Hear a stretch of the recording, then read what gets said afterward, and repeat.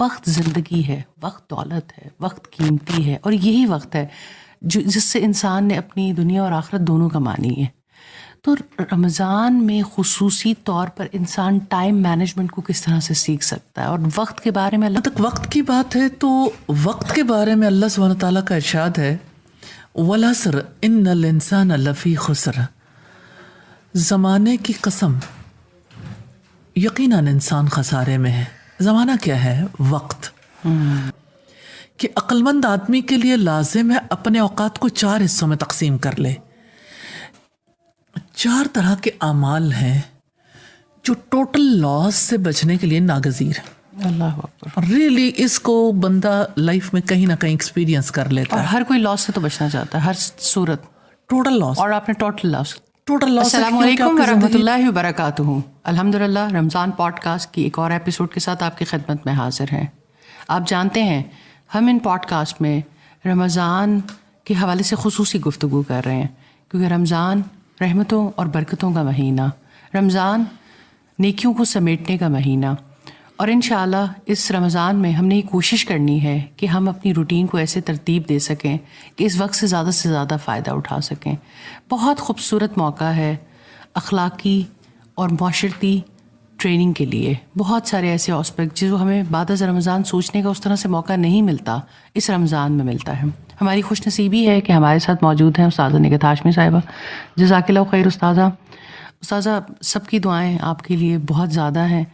الحمدللہ اتنا زیادہ فیڈ بیک آ رہا ہے الحمدللہ اس حوالے سے کہ لوگوں کو بہت سارے ایسے اینگلس پہ سوچنے کا موقع مل رہا ہے، اور رہنمائی اور جس طرح آپ محبت سے سمجھا رہی ہیں، اور ایک ایک بات ایک ایسے لگتا ہے کہ سوچ کی گرہ کھل رہی ہے۔ اللہ تعالیٰ کا شکر۔ میں بھی آپ کا شکریہ ادا کرنا چاہتی ہوں، اور سب لوگوں کی طرف سے بھی یہ بہت زیادہ ہے کہ آپ کا یہ وقت دینا ہمارے لیے بہت ہی باعث رحمت ہے۔ الحمدللہ الحمدللہ، جزاک اللہ خیر۔ استاذہ آج بہت ہی اہم ٹاپک جس پہ بات کرنا چاہتی ہوں، میں ہر دفعہ کہتی ہوں کہ رمضان شہر القرآن ایک خوبصورت کتاب جو اللہ تعالیٰ نے آپ کو توفیق دی کہ آپ نے اس کو لکھا۔ وقت زندگی ہے، وقت دولت ہے، وقت قیمتی ہے، اور یہی وقت ہے جس سے انسان نے اپنی دنیا اور آخرت دونوں کمانی ہے۔ تو رمضان میں خصوصی طور پر انسان ٹائم مینجمنٹ کو کس طرح سے سیکھ سکتا ہے، اور وقت کے بارے میں اللہ رب العزت کی ہمیں کیا گائیڈ لائن ملتی ہے؟ جزاک اللہ خیر فائزہ۔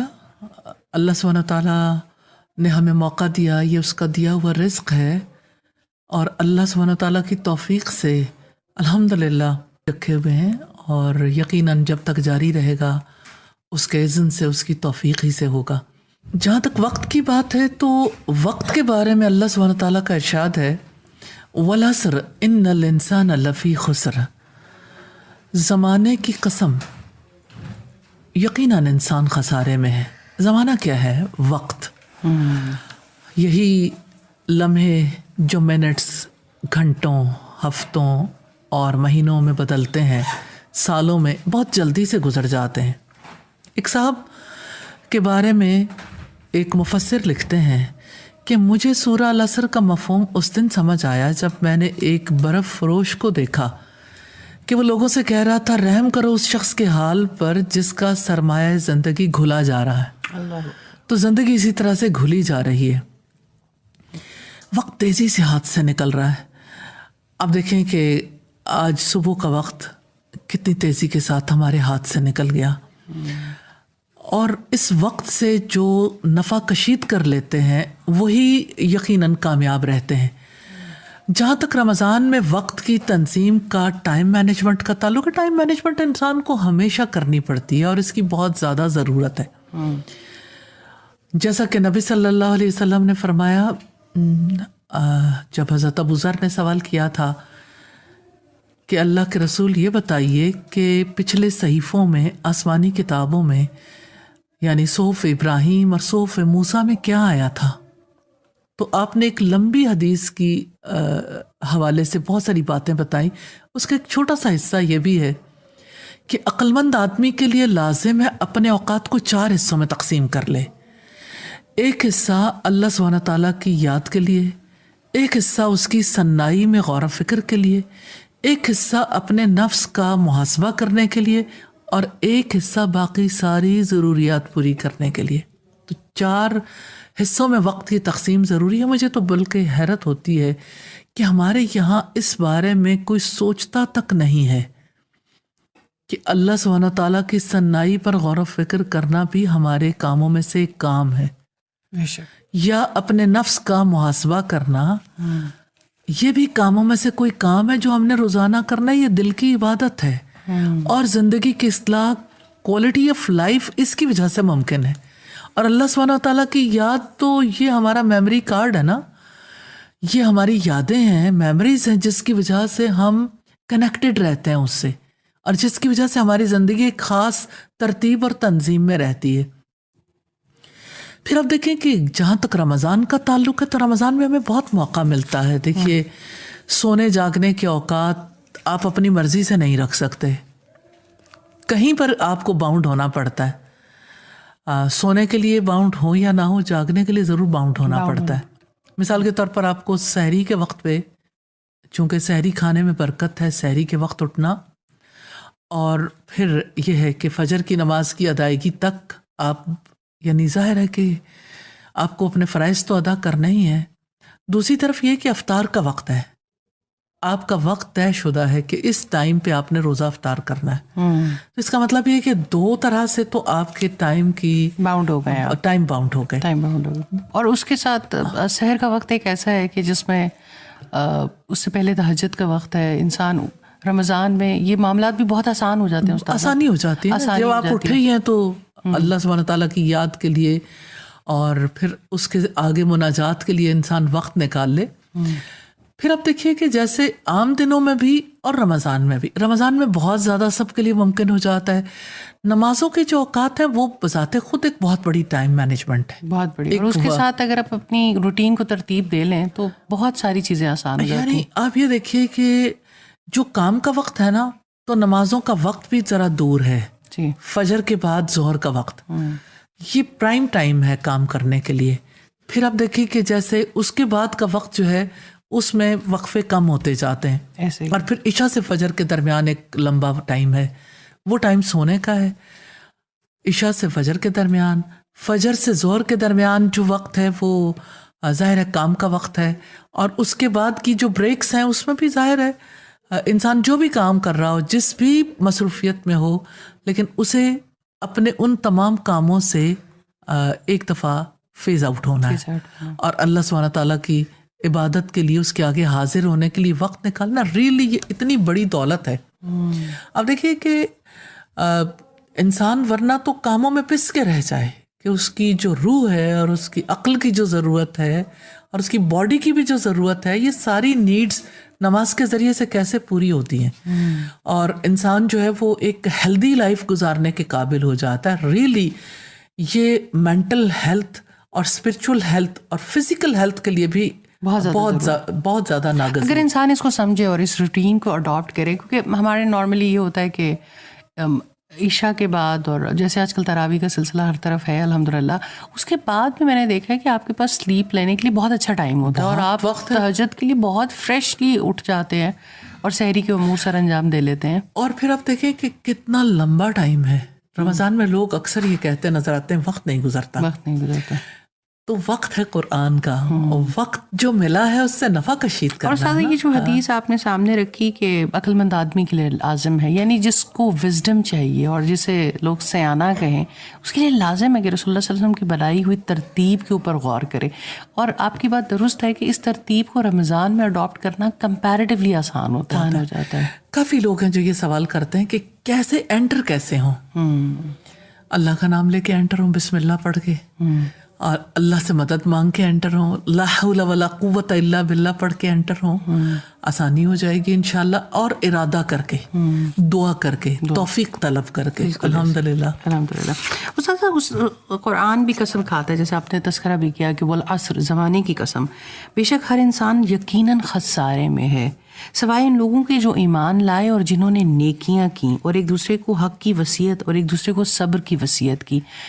یعنی اس یہاں پر بھی ایک مومن کا کیریکٹر نظر آتا ہے کہ اللہ تعالیٰ قرآن میں وقت کی قسم کھا رہے ہیں، اور پھر صرف بچانے والے وہی ہیں جو ایک دوسرے کو نیکی کی وصیت کر رہے ہیں اور نیکیوں کی وصیت کر رہے ہیں اور خیر کے کاموں کی طرف کال دے رہے ہیں۔ استاذہ میں اس کی وضاحت چاہتی ہوں، بہت گہری، بہت ڈیپ آیت ہے۔ دیکھیے 4 طرح کے اعمال ہیں جو ٹوٹل لاس سے بچنے کے لیے ناگزیر ہے. اللہ اکبر. ریئلی اس کو بندہ لائف میں کہیں نہ کہیں ایکسپیرینس کر لیتا اور ہے. ہر کوئی لاس سے تو بچنا چاہتا ہے ہر صورت.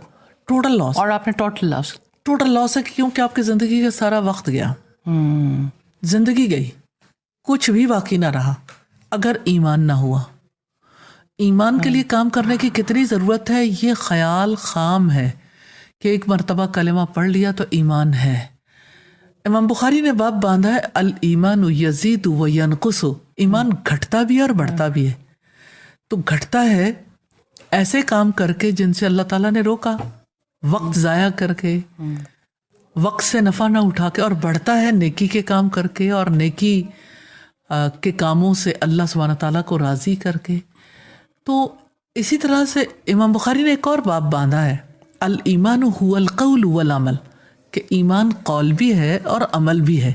تو ایمان صرف زبان کی بات نہیں ہے, ایمان عمل بھی ہے. یعنی صرف اقرار کا نام نہیں ہے, وہ آپ کے اعمال سے بھی جھلکنا چاہیے. ایمان کے لیے کچھ کام کرنے پڑتے ہیں. تو جو خسارے سے بچانے والے کام ہیں ان میں پہلا کام ایمان ہے, تو دوسرا اعمال صالح. یہ تو انفرادی زندگی ہے. لیکن کچھ سوشل رسپانسبلٹی بھی ہے انسان کی, اجتماعی ذمہ داریاں بھی ہیں, اپنے ارد گرد والوں کے کچھ حقوق ہیں جو ادا کرنے. جہاں کہیں بھی ایک مومن ہے اسے لازمی طور پر اپنا رول پلے کرنا ہے. اور وہ رول کیا ہے؟ تواصو بالحق اور تواصو بالصبر. حق کی وصیت کرنا اور صبر کی وصیت کرنا. اب یہ جو 2 باتیں ہیں نا, حق کی وصیت سے مراد یہ ہے رہنا, برائی سے روکتے رہنا, یعنی ہر وقت دوسروں کو رائٹ پلیس پہ رکھنے کے لیے ہیلپ دینا جہاں انہیں ہیلپ کی ضرورت. ہم نے پہلے بھی کافی بات کی تھی کہ آج تو یہ کام سب سے زیادہ مشکل ہو گیا کیونکہ ہر کوئی کہتا ہے اٹس مائی پرسنل میٹر, اور آپ دوسرے کی اسپیس کو ہٹ نہ کریں. اس ماحول میں حق کی وصیت کرتے رہنا یہ کس طرح ممکن ہے؟ دیکھیے, پہلی بات تو یہ ہے کہ یہ ماننا پڑے گا کہ یہ اللہ سبحانہ و تعالیٰ کا حکم ہے. دوسری بات یہ ہے کہ یہ جو اس کے اپوزٹس کے کمپیریزن میں یہ جو دوسرا ایجنڈا ہے یہ کرسچینٹی ہے. دس از ناٹ اسلام.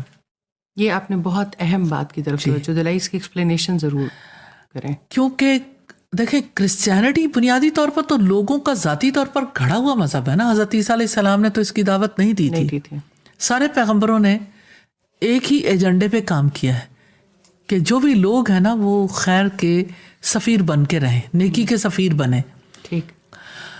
تو نیکی کے ایمبیسڈرز کو کہاں پہ جا کے تلقین کرنی ہے؟ قبر میں. ظاہر ایسی دنیا میں انہیں یہ تلقین کرنی, اور کس کو کرنی ہے؟ کچھ یعنی خاص طبقے کو, یا یہ ہے کہ سبھی کو؟ تو جہاں کہیں بھی مومن ہوگا اس نے نیکی کا ایمبیسڈر بن کے رہنا. ایمبیسڈر نے تو اپنا کام کرنا ہی کرنا ہے. اور اس کے لیے کوئی اگر یہ کہتا ہے یہ میرا پرسنل میٹر ہے, تو اسلام اسے پرسنل میٹر قرار نہیں دیتا کہ آپ برائی کو اپنا پرسنل میٹر بنائیں, کیونکہ آپ کی برائی کے اثرات دوسروں پر پڑتے ہیں. آپ جھوٹ بولتے ہیں, دوسرے ارد گرد والے بھی متاثر ہوتے ہیں. آپ غیبت کرتے ہیں, آپ دوسروں کا امیج بریک کرتے ہیں. آپ جس وقت یعنی گاسپس کو آپ اپنا رائٹ سمجھتے ہیں کہ 2 لوگ بیٹھے, 4 لوگ بیٹھے, کسی نہ کسی کا امیج بریک کرتے رہیں, تو یہ آپ کا رائٹ نہیں ہے, یہ آپ کی سپیس نہیں ہے. اور اگر آپ یہ سمجھتے ہیں کہ آپ اللہ تعالیٰ کی نافرمانی کرتے ہوئے جو سپیس لے رہے ہیں, تو یہ سپیس کہاں کی ہے؟ یہ جنت کی سپیس نہیں ہے, یہ جہنم کی سپیس ہے. اور اللہ سبحانہ تعالیٰ کا حکم ہے قُوْ أَنفُسَكُمْ وَأَهْلِيكُمْ نَارًا, اپنے آپ کو اور اپنے گھر والوں کو آگ سے بچاؤ. اللہ. تو بات ہے ایک تو حق کی تلقین کرنے کی اور دوسرے صبر کی تلقین کرنے کی. یہ بات بھی بڑی امپورٹنٹ ہے. اب یہ جو صبر کی تلقین ہے, اس سے مراد کیا ہے کہ آپ جو کام کر رہے ہو جمے رہو. ہماری سوسائٹی کا المیہ یہ ہے کہ جو شخص دین کی طرف آئے اس کے پاؤں کے نیچے کی زمین کو پھسلن والا کیے رکھتے ہیں وسوسے ڈال کے. وسوسے تو شیطان ڈالتا ہے, اور لوگ جو ہیں وہ شیطان کا ہتھیار بن جاتے ہیں. ریپیٹڈلی آنے والے خیالات. تو جب آپ ریپیٹڈلی کسی کے دل میں ایک بات ڈالتے ہو تو یہ شیطانی عمل ہے, چاہے انسان کرے. من الجنۃ والناس, جن بھی یہ کام کرتا ہے, انسان بھی کرتا ہے.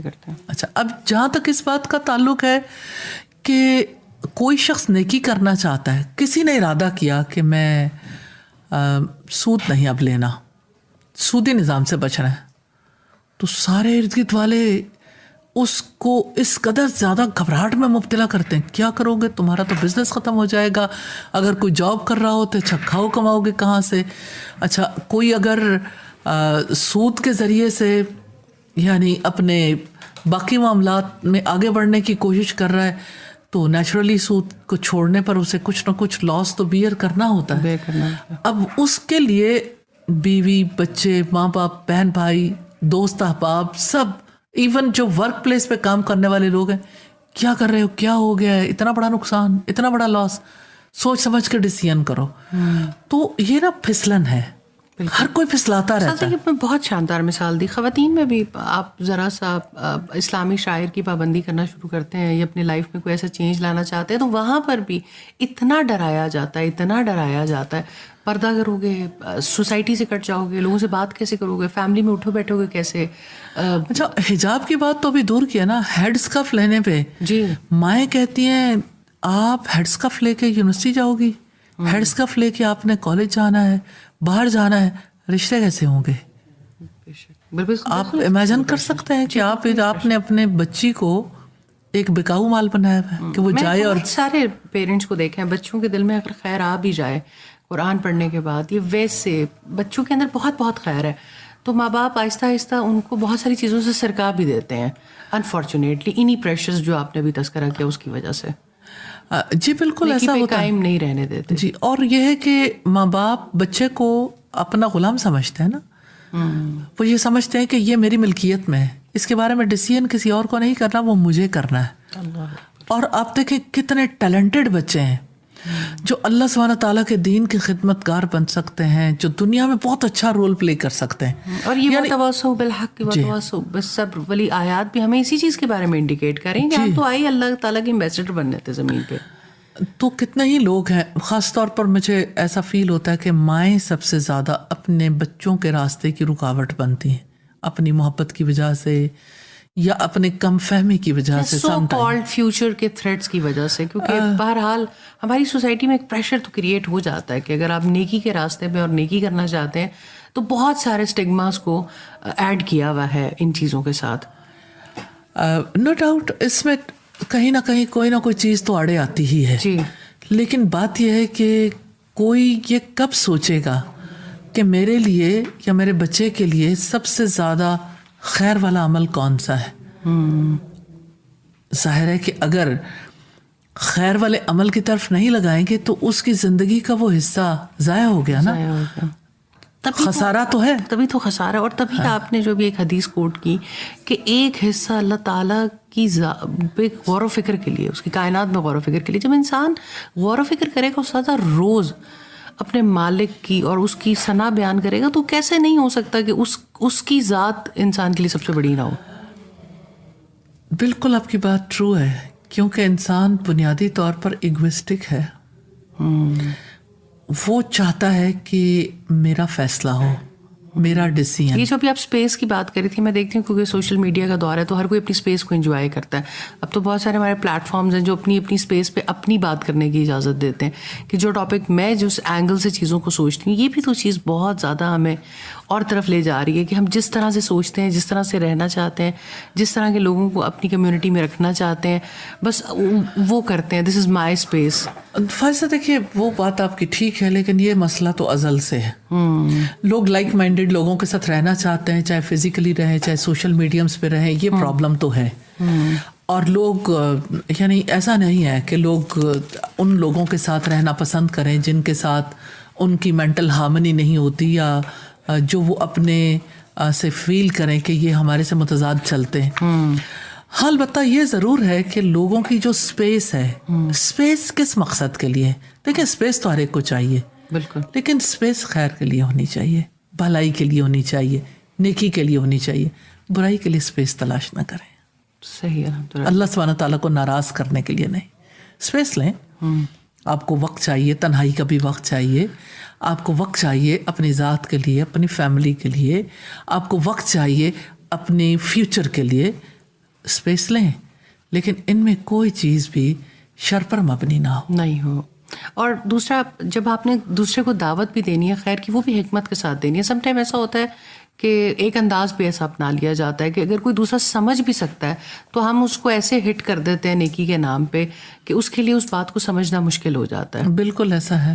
تو یہ تو دائیان کا بھی جو کردار ہے اور جو اس آیت سے بھی ہمیں پتہ چلتا ہے استاد, اس میں یہ والی بات میں چاہتی ہوں تھوڑی سی اور آپ ضرور اچھا, اس میں یہ جو بات ہے نا, یہ بڑی اہم طرف تو آپ نے جو ہے توجہ دلائی ہے.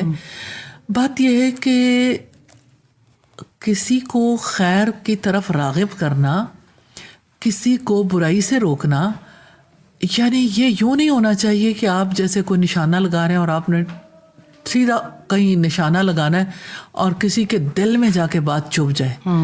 یعنی کسی کو تکلیف تھوڑی دینی, راغب کرنا ہے تو آپ کی کمیونیکیشن اچھی ہونی چاہیے اور آپ کسی کے لیے رغبت دلانے والے بنے.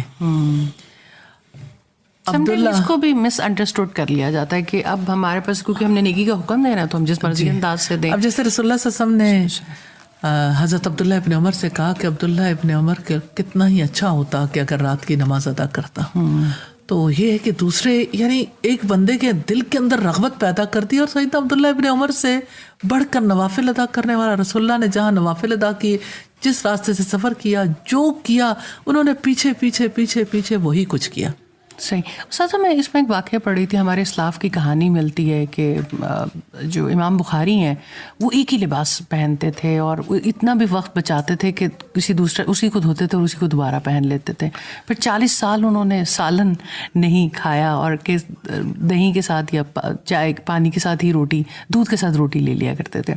تو یعنی یہ واقعات پڑھنے کے بعد تو انسان کو لگتا ہے کہ ہم نے تو اپنے وقت کو ان کاموں میں اتنا الجھا لیا ہے. اپنی وارڈروبز, ظاہری بات ہے جتنی وارڈروبس میں کپڑے ہوں گے پھر ان کی حفاظت بھی ہے, پھر ان کو سمیٹنا بھی ہے, سنبھالنا بھی ہے. یعنی یہ پھر ایسا لگتا ہے کہ دنیا سے بالکل ہی بے رغبتی اختیار کر لی ہے. یعنی اتنا وقت, اور میں حیران ہو رہی تھی ان چیزوں کو ریڈ کرنے کے بعد کہ اچھا جو بڑے کام زندگی میں کر کے گئے ہیں اور آج تک ان کا نام اللہ تعالیٰ نے روشن رکھا ہوا ہے, تو ان کی زندگیاں کتنی سادہ تھیں. کیا اتنی سادگی آج کے دور میں ہم امیجن بھی کر سکتے ہیں؟ دیکھیے یہ ان کا ذاتی فعل تھا اور سب کے لیے وہ مثال نہیں ہے. انہیں اپنی زندگی میں اتنا بڑا کام کرنا تھا جس کام کے لیے انہیں زیادہ وقت چاہیے تھا. یہ بات بہت امپورٹنٹ ہے کہ انہوں نے زندگی کے لیے بہت بڑا کام طے کر رکھا تھا. گول سیٹنگ نہ ہو تو انسان پھر اس طرح کے کام نہیں کر سکتا. تو انہیں اپنا وقت بچانا تھا. اب جو اتنا بڑا گول بنا لے اس کے لیے تو ٹھیک ہے کہ وہ ایسا کوئی راستہ اختیار کر سکتا ہے, لیکن اچھا کھانے سے, اچھا پہننے سے اللہ رب العزت نے نہیں روکا. اللہ سبحانہ تعالیٰ نے اس کو الاؤ کیا ہے. ہاں, جس کو وقت بچا کے بڑا کام کرنا ہے اسے ضرور اس بارے میں سوچنا چاہیے. آپ کے قریبی ہمسایہ قوم ہے, ان کے یہاں استریاں نہیں ہوتی, یعنی ساری دنیا میں استریاں بیچتے ہیں. اب تو ویسے رنکل فری کلوتھس کا بہت آ گیا اور منیملسٹ کانسیپٹ بہت زیادہ آ گیا. استاد یہ سب ایسے موضوعات ہیں جن پہ بات کرنے کی بہت ضرورت ہے اور وقت جو ہے ختم ہو گیا اور یہ وقت بھی قیمتی ہے. ہم چاہتے ہیں اللہ تعالیٰ ہمیں توفیق دے کہ ہم مختصر وقت میں کوئی ایسا پوائنٹ ضرور چھیڑیں کہ جس کی وجہ سے سب کو فائدہ ہو. ہم اسی بات کو اگلے پوڈ کاسٹ میں انشاءاللہ کنٹینیو کریں گے. ابھی آپ سے اجازت چاہیں گے. وقت اتنا ہی ہے, زندگی میں بھی آئے ہیں اور اللہ رب العزت کے پاس واپس جانا ہے, اور جب اللہ کے ہاں حاضر ہوں گے تو بہت سارے اعمال کا جواب دینا ہے. آئیں اس وقت سے فائدہ اٹھا لیتے ہیں. انشاءاللہ اسی موضوع کے ساتھ اگلے پوڈ کاسٹ میں حاضر ہوں گے. جب تک کے لیے اجازت دیجیے. السلام علیکم ورحمۃ اللہ وبرکاتہ.